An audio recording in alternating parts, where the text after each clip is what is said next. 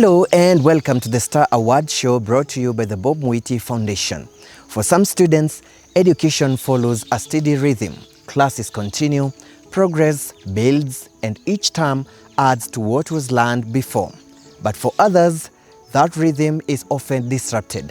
Learning is interrupted not by lack of effort, but by circumstances beyond their control.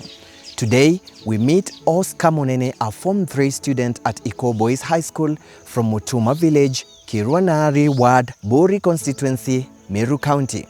Oscar comes from a single-parent household where his mother depends on casual labor to support her 3 sons.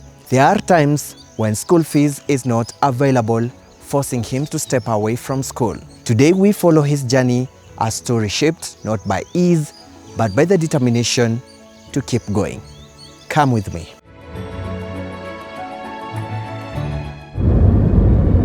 Our journey stretches toward the eastern side of Buri constituency, where the road gradually leads us through Nkonga forest. For a moment, tall trees rise around the path, offering brief cover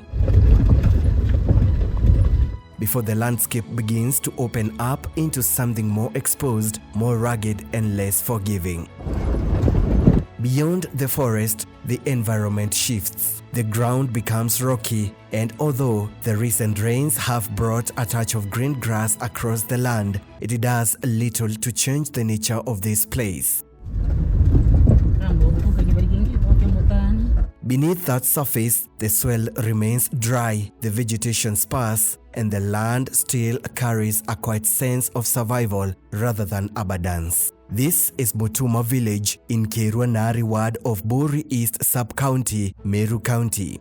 It is here that we arrive at Oscar's ancestral land, where a small timber house still stands, left behind by his grandparents. It is not a place that holds active life anymore, but rather a reminder of where the family's story began. Today, Oscar's life unfolds away from his ancestral space in a rented home where everything depends on one person, his mother. My name is Irene Kananu.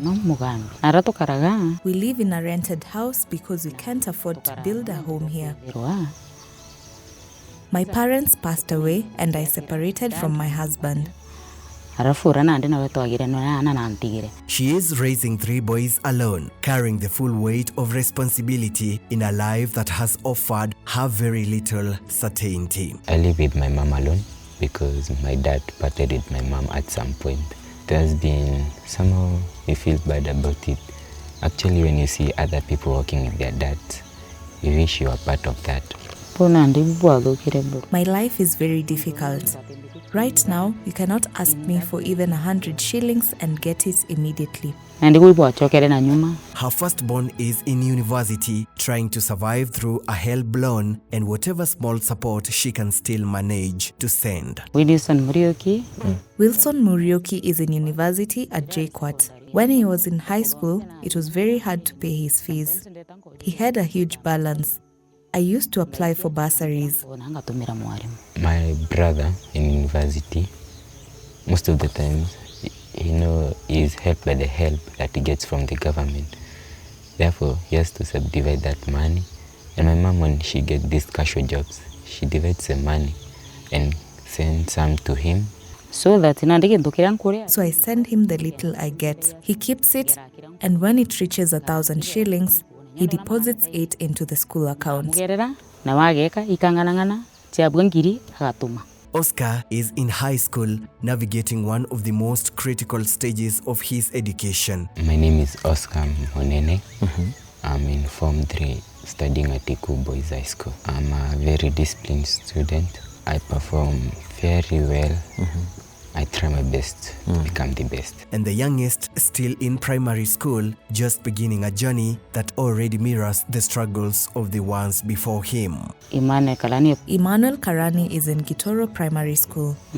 Her life did not begin this way. At one point, she had a partner, and there was some sense of shared responsibility. My firstborn was born in 2007, the second in 2009, and the last born in 2017. We stayed with their father for a long time.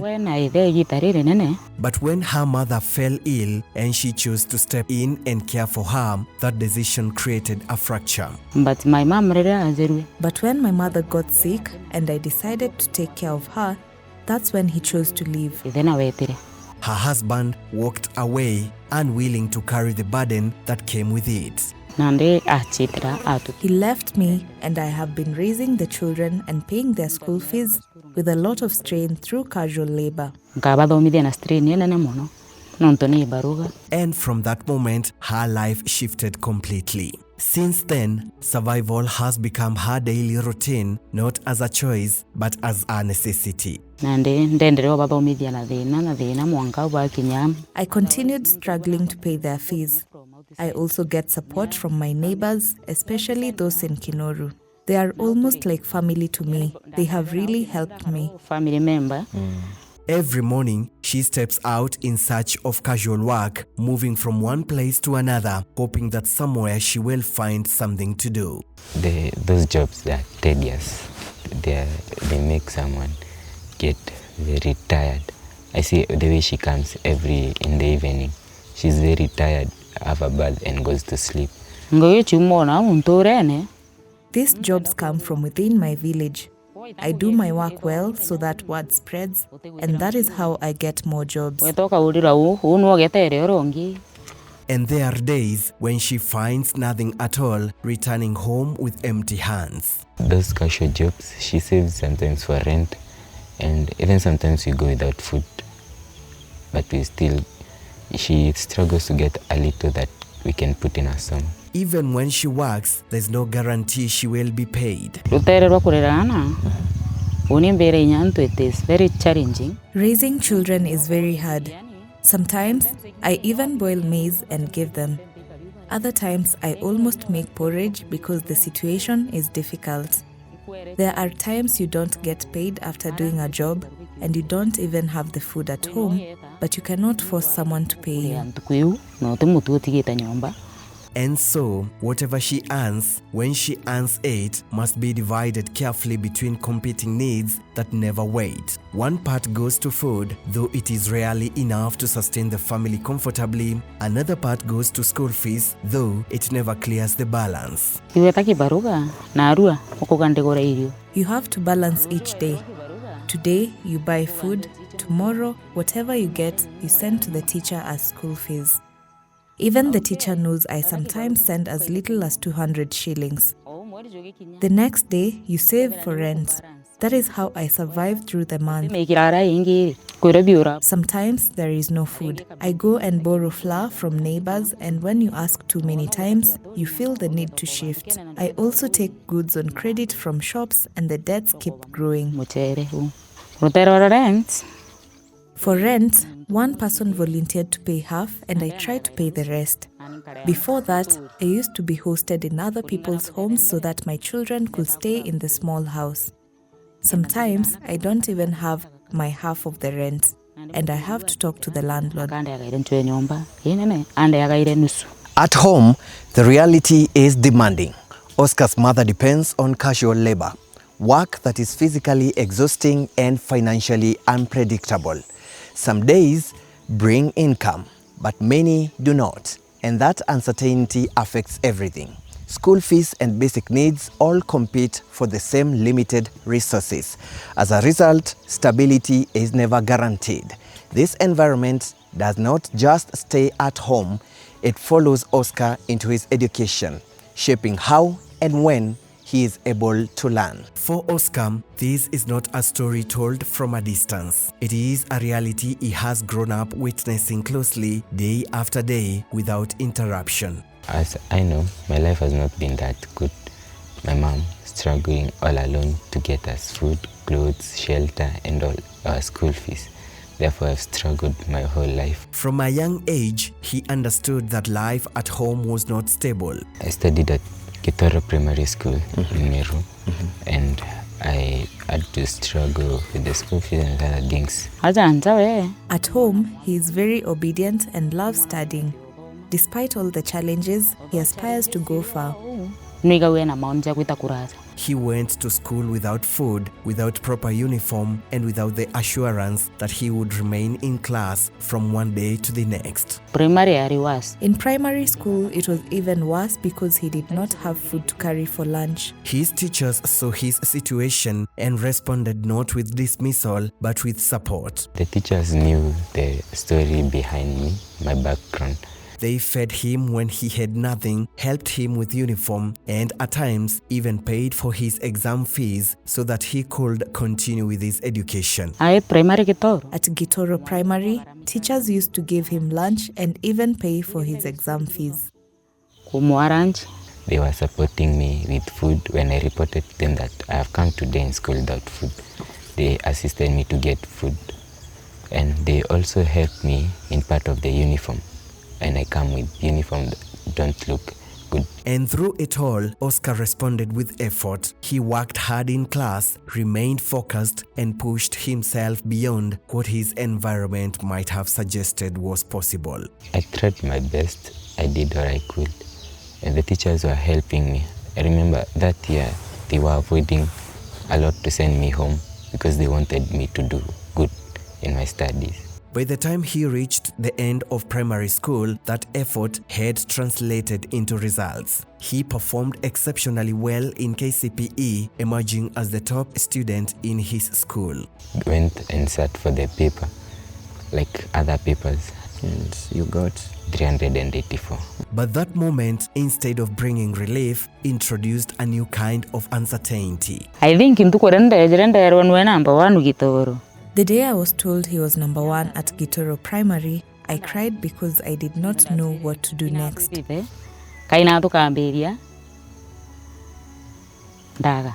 At home, his performance was received with mixed emotions. There was pride, there was also fear. Those I work with in the shamba asked me why the call I received seemed distressing. I told them my child had passed KCPE, but I did not know what to do. Oscar received a calling letter to join Eco Boys High School, a national school that represented opportunity. I got a letter to join Eco Boys High School. But opportunity in this case came with a cost the family could not immediately meet. And which was, in terms, it is a national school, and there was no resources for me to join the school. And so, while other students reported to school and began their new journey, Oscar remained at home. I felt very bad because all my friends had joined high school. They had left. I was alone, and I wished I could also be part of them. Days turned into weeks. I had to stay like 3 weeks before I joined. The time to join school came and passed. And for nearly 3 weeks, he watched others move forward while he stayed behind, waiting. He stayed home for the first week, then the second, then the third. He later told me to take him to CCM Day School. He said he would borrow a uniform from a student who had finished Form 4 so that we could pay a smaller amount. Eventually, through the combined effort of well-wishers, support from his former teachers, and his mother's determination, he was able to report to school. When the time came, I think we got some help from other people. Uniform? We got a uniform from his primary school teachers. For shopping, I took a loan from a shop. But even then, he arrived without everything he needed, stepping into an environment that demanded more than he had. We didn't have enough money for the school fees, and also the shopping, it was not complete. Once at Eco Boys, the reality of his situation became even more apparent. The structure of school required consistency, but his life outside it could not provide that. I had about 10,000 shillings, yet what was needed was around 70,000 shillings. I joined Form 1 without enough school fees. That time, we were given a grace period until we went for midterm. Then after midterm, it was the first time we were sent home for school fees. After the first term, the pattern began to take shape. School fees were not fully paid, and his name would appear among those required to leave. Kuma form 1 mwaka form 3. From Form 1 to Form 3, I have been trying to send about 1,000 shillings per week. But now the arrears are more than 40,000 shillings, and even tuition has arrears. Tuition ingwetikie na 20 mbet. Each time he is sent home, the impact goes beyond the physical act of leaving school. Being sent home, it has made me to miss most of my classes. It interrupts learning at a level that is difficult to recover from. The system in our school, even missing a day, you can find that the teacher has taught like the whole chapter. At home, he tries to compensate. He reads ahead. I read ahead the part that I know the teachers will already have taught. For Oscar, education has not followed a steady path. Instead, it has been marked by interruptions that come without warning. There are times when he is forced to leave school, not because he wants to, but because school fees is unavailable. In those moments, learning pauses and progress is put on hold. And when he finally returns, he is not simply picking up where he left off, he is catching up, trying to recover lost ground when the rest of the class has already moved ahead. In our school, we are given an opportunity to extend from, we go to sleep at 10:30. So we have an opportunity to extend up to 12 to study. Mostly I miss games, trying to catch up, and also to wake up early at 3 when the others wake up at 4. And even during holidays, when he returns home, he does not stop. He goes to the Meru National Library, seeking a quiet space where he can focus. The Meru National Library is always open. Therefore, I go there to study because there's a peaceful time there. At the center of all this effort is something deeper than personal ambition. Oscar watches his mother closely. He sees the work she does, the exhaustion she carries, and the sacrifices she makes. Seeing my family struggle with food, rent, and all that, I tell myself that if I study and get a good job and be successful, I might change their lives. I'll change everything that is going on in my family, all the struggles, and end them. Despite these challenges, Oscar continues to work towards something greater. He understands that education is about creating a different future for himself and his family. That is what keeps him going when the journey becomes difficult. The missed lessons, the financial strain, and the constant adjustments could easily discourage him. But instead, they have strengthened his resolve. He continues to study, to improve, and to believe that one day the effort will translate into opportunity. And from here, he moves forward with determination. Then, one day, they heard about the Bob Mwiti Foundation. When something good begins, the news spreads. I heard about it from people, so I inquired and visited the office. My mom had the information and she told me about this foundation, and I opted to try. They followed the process, submitted the application, and returned to their daily reality, waiting without knowing what the outcome would be. I came home and she told me that I had to write an essay that explains my life and all that, and submit it. After applying, we waited for feedback with patience. The Bob Mwiti Foundation is rooted in lived experience shaped by the journey of its chairman. I grew up in a very humble family, raised primarily by my grandparents. It is a journey that did not go unnoticed. His primary school teacher saw it unfold. I have known Bob for a long time when he was in nursery until when he left Munene, where I taught him mathematics.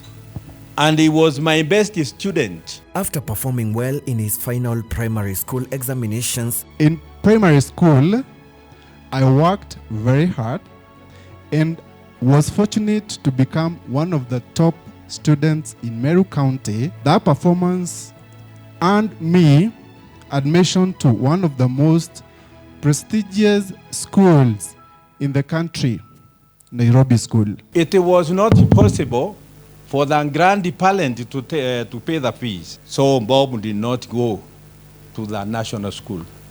Instead, we sought other ways and enjoyed in Kobo. As he prepared to begin Form 1, a simple but powerful act of kindness changed everything. His teacher, Mr. Power, bought him his first pair of school shoes. Na niseme nikiwa mwalimu wake, nilishughulikia na kile anakumbuka kiatu, nilimnunulia hapo town. It was a gesture, but one that carried meaning far beyond that moment. It created a bond that has endured over the years. All of you have known that I was taken to US by this young man. I was able to travel from state to another, road tour.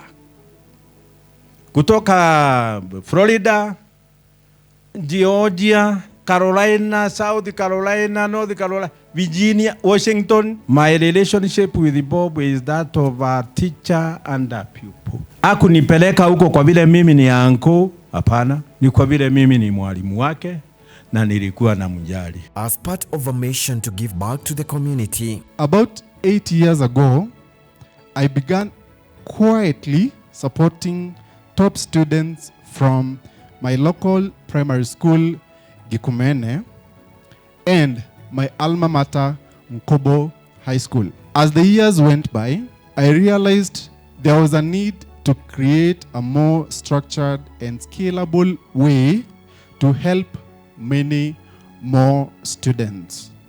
That vision led to the creation of the Bob Mwiti Foundation. Through its flagship Star Award, the foundation seeks to empower brilliant and financially needy students through high school education. Through the Star Award, we support outstanding high school students across Meru County.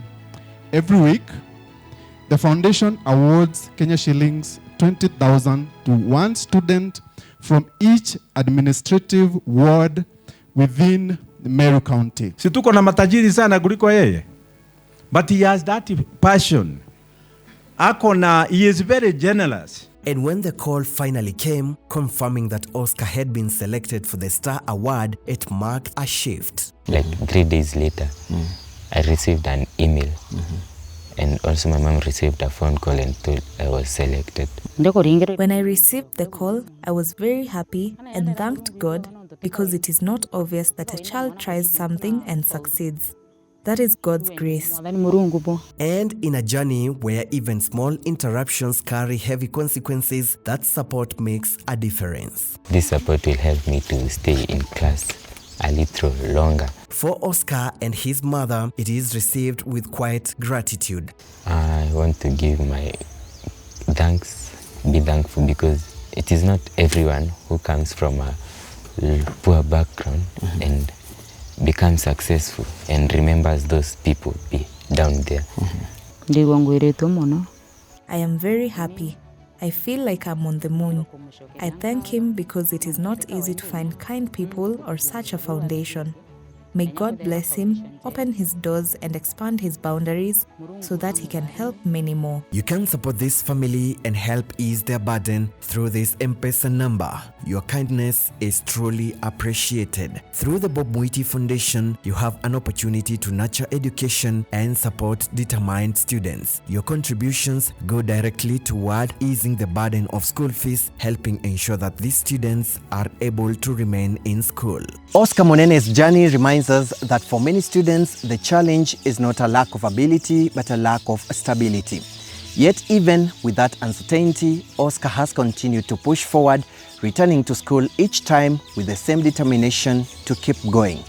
Through the Star Award, the Bob Mwiti Foundation steps into stories like this to restore that missing stability, giving students the opportunity to learn without constant disruption. This has been the Star Award Show brought to you by the Bob Mwiti Foundation. Thank you for watching.